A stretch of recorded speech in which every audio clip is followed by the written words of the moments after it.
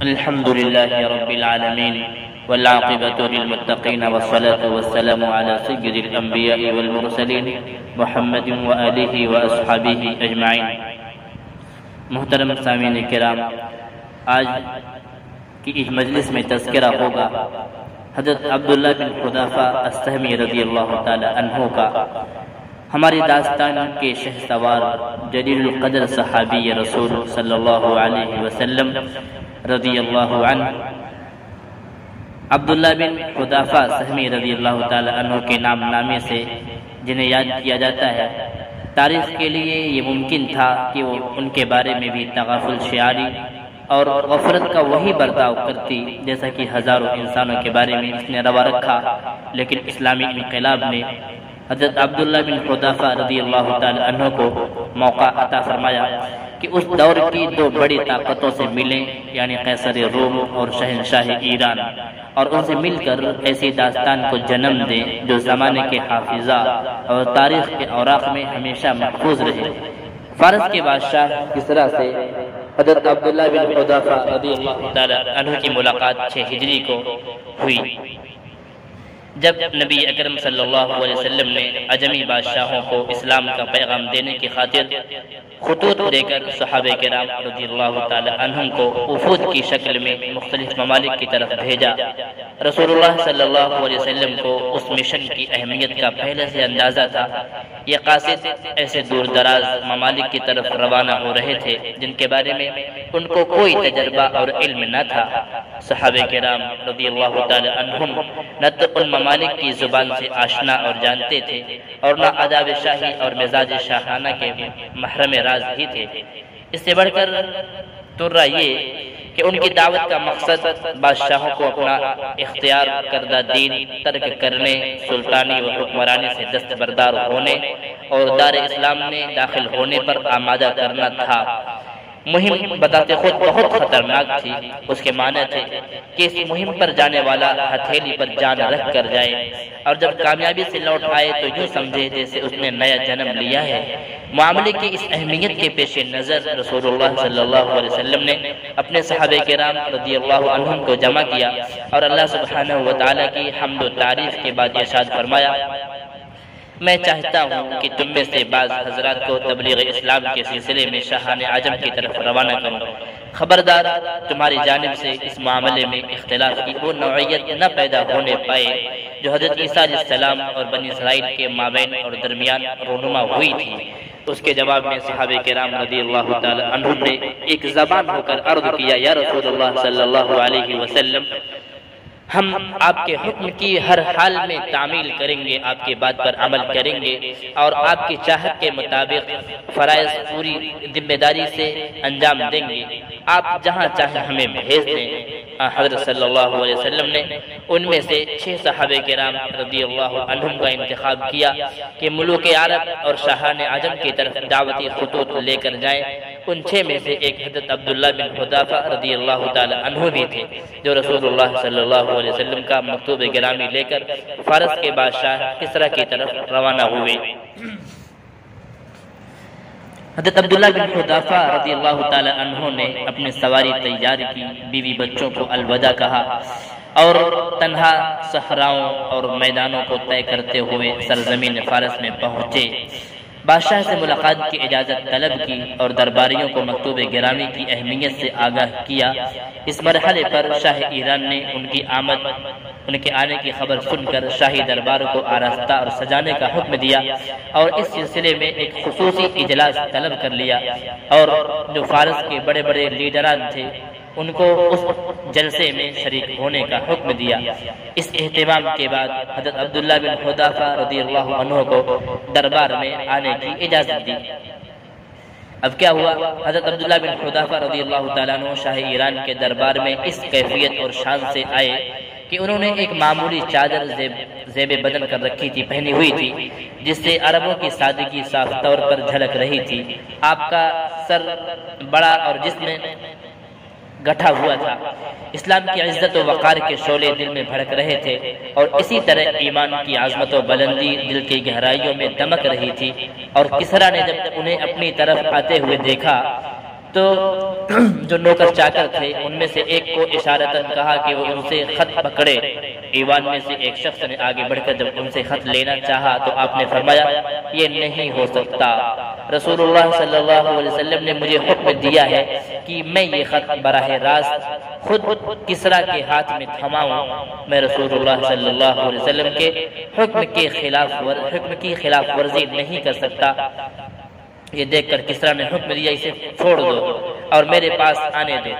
جب حضرت عبداللہ بن حذیفہ رضی اللہ تعالیٰ عنہ کسریٰ کے قریب آئے تو اس نے آپ کے ہاتھ سے خط وصول کیا اور اہل حیرہ کے عربی ترجمان سے کہا کہ اس خط کو کھولے اور اس کے مندرجات پڑھ کر مجھے سنائے۔ مکتوب گرامی کا آغاز ان الفاظ سے ہوا تھا، من محمد رسول اللہ الی کسریٰ عظیم فارس سلام علی من اتبع الہدی۔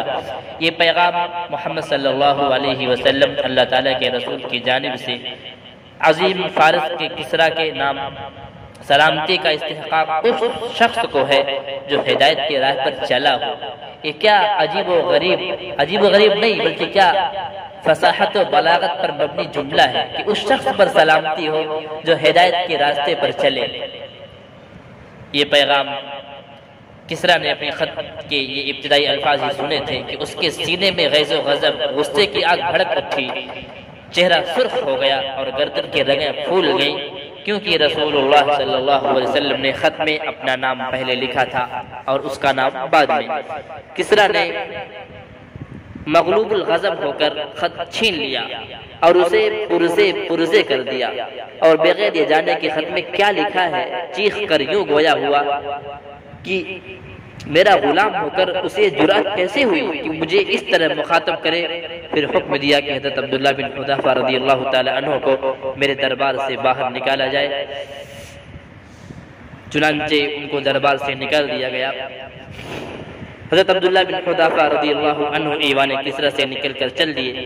انہیں کہیں کچھ علم نہ تھا کہ اب ان کے ساتھ تقدیر کیا سلوک روا رکھنے والی ہے، انہیں قتل کر دیا جائے گا یا انہیں آزاد چھوڑ دیا جائے گا۔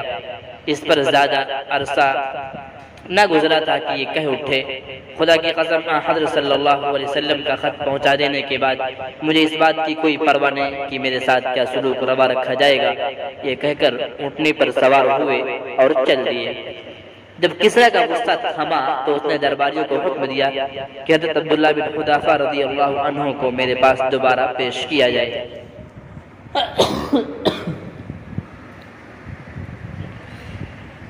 انہوں نے ہر چند تلاش کیا مگر کہیں بھی آپ کا سراغ نہ ملا۔ آخر میں انہیں اتنا پتہ چلا کہ وہ جزیرۃ العرب سے نکل کر کہیں آگے چلے گئے ہیں۔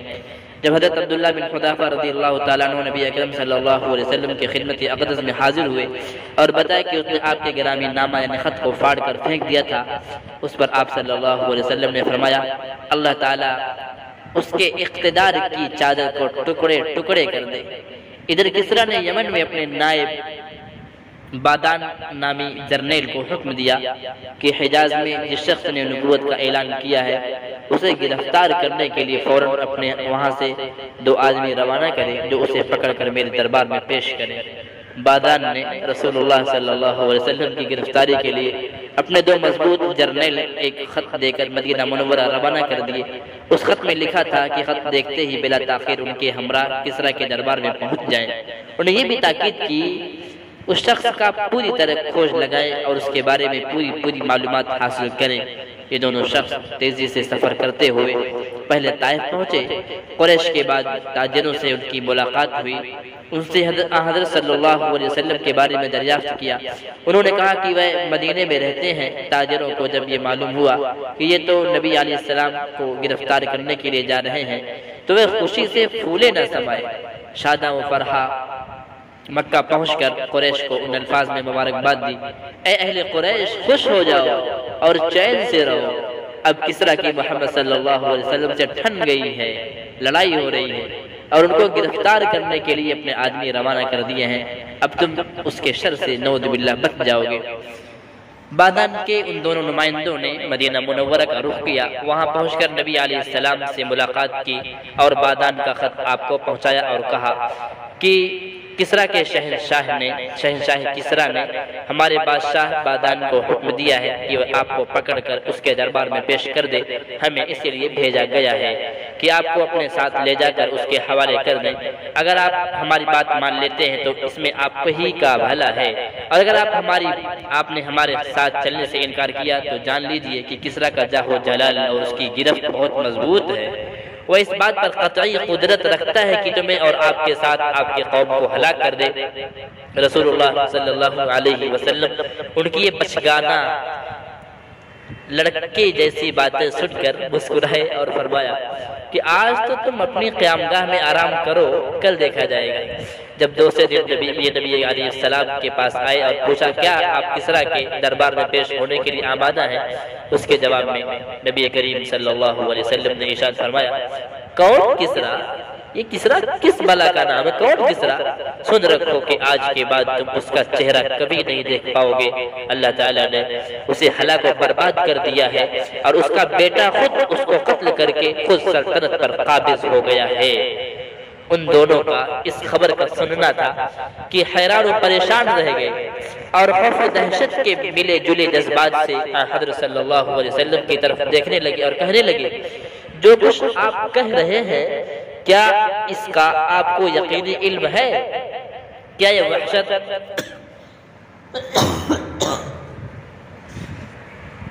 وحشت اثر خبر ہم بادان تک پہنچا دیں؟ آپ صلی اللہ علیہ وسلم نے ارشاد فرمایا، ہاں یہ سچ ہے۔ اس کے ساتھ ساتھ یہ بھی اسے بتا دینا کہ دین اسلام کا دائرہ کس طرح کی سلطنت تک پھیل جائے گا۔ تم اگر اسلام قبول کر لو تو ہم سبھی کچھ تمہارے حوالے کر دیں گے جو اب تمہارے پاس ہے، گویا اس صورت میں تمہارے موجودہ حکمرانی اپنی قوم پر بدستور قائم رہے گی۔ یہ دونوں نمائندے رسول اللہ صلی اللہ علیہ وسلم سے رخصت ہو کر بادام کے پاس پہنچے اور اسے یہ خبر سنائی۔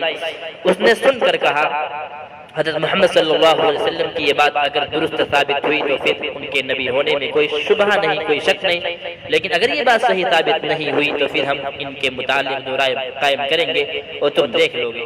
ابھی زیادہ عرصہ نہ گزرا تھا کہ بادان کو کسرا کے بیٹے شیروہ کا خط موصول ہوا جس میں یہ تحریر تھا، میں نے کسرا کو مار ڈالا ہے اور مارا بھی اسی لیے ہے کہ اپنی قوم کا انتقام لے سکوں۔ اس نے اپنے عہد اقتدار میں میری قوم کے شرفاء اور باعزت لوگوں کا قتل عام شروع کر دیا تھا۔ یہی نہیں، اس نے ان کی عورتوں کی بے حرمتی بھی کی اور ان کے مال و دولت کو غصب بھی کیا، غصب بھی کر لیا تھا، چھین لیا تھا۔ میرا یہ خط جب تمہارے پاس پہنچے تو تم میری حلقہ بگوشی اختیار کرنا۔ بادام نے شیروہ کا خط جب پڑھا تو خط کو ایک طرف پھینک دیا اور اسلام کا حلقہ بگوش ہو گیا، اور اس کے ساتھ بلاد یمن کے تمام فارسی اور نسل باشندے بھی مسلمان ہو گئے۔ یہ تو حضرت عبداللہ بن حذافہ رضی اللہ تعالی عنہ کی فارس کے بادشاہ کسرا کے ساتھ ملاقات کی دلچسپ داستان ہوئی۔ قیصر روم کے ساتھ ان کی ملاقات کی تفصیلات کیا ہیں؟ قیصر کے ساتھ آج کی ملاقات کا واقعہ حضرت عمر بن خطاب رضی اللہ عنہ کے دور خلافت میں پیش آیا۔ یہ بھی ایک عجیب و غریب داستان اور قصہ ہے۔ 19 ہجری میں حضرت عمر بن خطاب رضی اللہ تعالی عنہ نے جنگ کے لیے مجاہدین اسلام کا ایک لشکر روانہ کیا جس میں حضرت عبداللہ بن حذافہ رضی اللہ تعالی عنہ بھی شریک تھے۔ بادشاہ روم کے پاس لشکر اسلام کے متعلق خبریں برابر پہنچ رہی تھی اور اسے معلوم تھا کہ مجاہدین اسلام پختہ حوصلے، سچائی کے خوگر اور راہ خدا میں اپنے جان نثار اور قربان کرنے کے جذبے سے سرشار ہیں۔ اس نے اپنے فوجیوں کو یہ حکم دے رکھا تھا کہ اگر لشکر اسلام میں سے کوئی قیدی تمہارے ہاتھ لگے تو اسے زندہ پکڑ کر میرے پاس لے آنا۔ اللہ کا کرنا ایسا ہوا کہ حضرت عبداللہ بن حذافہ رضی اللہ تعالی عنہ کو رومی فوج نے گرفتار کر لیا اور قیصر کے سامنے حاضر کیا۔ اسے یہ بتایا کہ ہم ایسے شخص کو گرفتار کر کے لائے ہیں جو محمد صلی اللہ علیہ وسلم کے ان ساتھیوں میں سے ہے جنہوں نے سب سے پہلے دعوت اسلامی کو قبول کیا۔ جب حضرت عبداللہ بن حذافہ رضی اللہ تعالیٰ عنہ کو بادشاہ روم کے سامنے پیش کیا گیا تو اس نے آپ کو بہت غور سے دیکھا، پھر کہنے لگا میری ایک تجویز ہے۔ حضرت عبداللہ بن حذافہ رضی اللہ تعالیٰ عنہ نے فرمایا وہ کیا؟ اس نے کہا میری تجویز ہے کہ آپ عیسائی مذہب قبول کر لیں۔ آپ کو میری یہ تجویز اگر منظور ہو تو میں آپ کو آزاد کر دوں گا اور آپ کے ساتھ عزت و تکریم کا معاملہ روا رکھوں گا۔ حضرت عبداللہ بن حذافہ رضی اللہ تعالی عنہ نے جرأت و عزم کا اظہار کرتے ہوئے کہا یہ ممکن ہی نہیں، جس چیز کی طرف آپ مجھے دعوت دے رہے ہیں اس سے 1000 درجہ یہ بہتر ہے کہ میں مر جانا پسند کروں، لیکن میں عیسائیت کو کبھی بھی قبول نہیں کر سکتا۔ قیصر نے کہا آپ مجھے بہادر انسان معلوم ہوتے ہیں، آپ میری یہ تجویز قبول کر لیں تو میں آپ کو اپنی سلطنت میں اور بادشاہت میں شریک کر لینے پر بھی تیار ہوں۔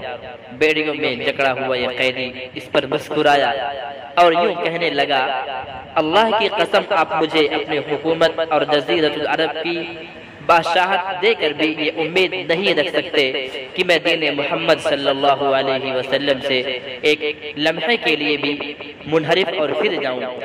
میں کبھی بھی عیسائیت کو قبول نہیں کر سکتا۔ اس نے غصے سے کہا میں آپ کو قتل کر دوں گا۔ آپ نے فرمایا آپ جو چاہیں کر دیکھیں۔ اس کے بعد آپ کو پھانسی دے دینے کا حکم کر دیا گیا، حکم دیا گیا پھانسی دینے کا۔ اس کا حکم یہ تھا کہ تختے دار پر قیدی اس شخص کو اس طرح تیروں کا نشانہ لگاؤ کہ تیر اس کے ہاتھوں کے بالکل قریب گرے اور ہاتھوں کو زخمی کر دیں۔ چنانچہ اس کے حکم کے مطابق نشانہ باندھا گیا اور تیر چلایا گیا۔ اس نازک اور تکلیف دہ موقع پر قیصر نے آپ کو عیسائیت قبول کرنے کی تیسری مرتبہ دعوت دی، لیکن آپ نے صاف انکار کر دیا۔ پھر اس نے حکم دیا کہ اب اس کے بالکل پاؤں کے قریب تیر مارو۔ اس حکم کی بھی تعمیل کی گئی، اس پر عمل کیا گیا۔ اس نے اس موقع پر بھی اسلام کو چھوڑ دینے اور عیسائیت کے حلقے میں آنے کی دعوت دی۔ آپ نے ایسا کرنے سے قطعی انکار کر دیا۔ بالآخر قیصر نے حکم دیا کہ اسے پھانسی کے پھندے سے نیچے اتارو۔ پھر ایک بہت بڑی دیگ منگوائی گئی اور اس میں تیل ڈال کر نیچے آگ جلا دی گئی۔ جب تیل کھولنے لگا تو اس نے حکم دیا کہ مسلمان قیدیوں کو حاضر کیا جائے۔ اس کے حکم کے مطابق 2 مسلمان قیدی پیش کر دیے گئے۔ دیکھتے ہی دیکھتے ان میں سے ایک کو کھولتے ہوئے تیل میں پھینک دینے کا حکم دیا۔ گرم اور کھولتے ہوئے تیل میں گرتے ہی اس کا گوشت چٹکنے لگا اور بہت جلد ہی کھال ہڈیوں سے الگ ہو گئی۔ اس کے بعد وہ حضرت عبداللہ بن حذافہ رضی اللہ عنہ کی طرف متوجہ ہوا اور کہنے لگا اب بھی موقع ہے، عیسائیت کو قبول کرو، عیسائی بن جاؤ۔ آپ نے پہلے سے بڑھ کر دعوت کو ٹھکرا دیا۔ جب قیصر حد درجہ مایوس ہو گیا، اس کا داؤ نہیں چلا تو اس نے چاروں ناچار چاہتے نہ چاہتے ہوئے انہیں کھولتے ہوئے تیل میں پھینک دینے کا حکم دے دیا۔ جب آپ کو دیگ کے پاس لایا گیا تو آپ کی آنکھوں سے بے اختیار آنسو ٹپک پڑے۔ قیصر کے حواریوں نے، اس کے ساتھیوں نے جب یہ دیکھا تو عرض کی کہ حضور یہ تو سچ مچ رو رہا ہے۔ اس نے گمان کیا شاید یہ اس تکلیف سے گھبرا گیا ہے، اسے میرے پاس لاؤ۔ جب آپ کو قیصر کے سامنے پیش کیا گیا تو اس نے پھر آپ کو تیسری مرتبہ کہا کہ عیسائیت کے سامنے سر جھکا دو، یعنی عیسائیت مذہب قبول کر لو۔ آپ نے اس بار بھی انکار کر دیا۔ اس نے تعجب سے پوچھا ارے یہ بات تھی تو تم روتے کیوں تھے؟ آپ نے جواب میں کہا میرے رونے کی وجہ یہ تھی کہ یہ منظر دیکھ کر میرے خیال میں آیا تھا کہ کاش کہ میرے پاس تو صرف ایک ہی جان ہے، کاش میرے پاس ہزاروں ایسی جانیں ہوتی اور ہر جان کو اس کھولتے ہوئے تیل میں ڈال کر اللہ کی راہ میں قربان کر دیتا۔ اس ظالم کا یہ سننا تھا، اس ظالم کا سننا تھا کہ انگشت بدندہ ہو کر کہنے لگا اب اگر تم میرے سر کو چوم لو تو میں تمہیں آزاد کر دوں گا اور قیدی نہیں بناؤں گا۔ حضرت عبداللہ بن حذافہ رضی اللہ تعالی عنہ نے پوچھا کیا تم میرے ساتھ تمام مسلمان قیدیوں کو بھی آزاد کرو گے؟ اس نے کہا ہاں، میں تمام مسلمان قیدیوں کو بھی رہا کر دوں گا۔ حضرت عبداللہ رضی اللہ عنہ فرماتے ہیں میں نے اپنے دل میں سوچا کہ اگر میں اس دشمن دین کے سر کو چوم لوں اور اس کے بدلے میں یہ سب مسلمان قیدیوں کو رہا کر دے تو اس میں کیا حرج ہے؟ پھر آپ اس کے قریب آئے اور اس کے سر پر اپنا بوسہ دیا۔ قیصر روم نے وعدے کے مطابق حکم دیا کہ تمام مسلمان قیدیوں کو حضرت عبداللہ بن حذافہ رضی اللہ تعالی عنہ کے سپرد کر دیا جائے تاکہ وہ ان کے تاکہ وہ ان کو اپنے ساتھ لے جائیں۔ رہائی پا کر حضرت عبداللہ بن حذافہ رضی اللہ تعالیٰ عنہ سیدھے حضرت عمر بن خطاب رضی اللہ عنہ کے خدمت میں حاضر ہوئے اور آپ رضی اللہ تعالیٰ عنہ کو یہ پورا سارا ماجرا تفصیل کے ساتھ سنایا۔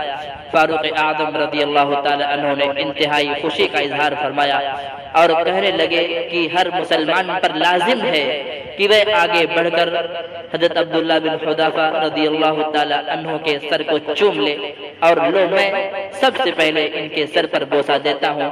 پھر آپ اٹھے اور ان کے سر کا بوسہ لیا۔ عزیز ساتھیوں، یہ تذکرہ تھا حضرت عبداللہ بن حذافہ رضی اللہ تعالی عنہ کا جو پورا ہوا۔ اب آپ انتظار کریں، کل انشاءاللہ تذکرہ ہوگا حضرت عمیر بن وہب رضی اللہ تعالی عنہ کا۔ اللہ تعالی سے دعا ہے کہ اللہ تعالی ہم سب کو صحابہ کرام رضی اللہ تعالی عنہم کی زندگی اپنے اندر اتارنے کی توفیق عطا فرمائے۔ آمین۔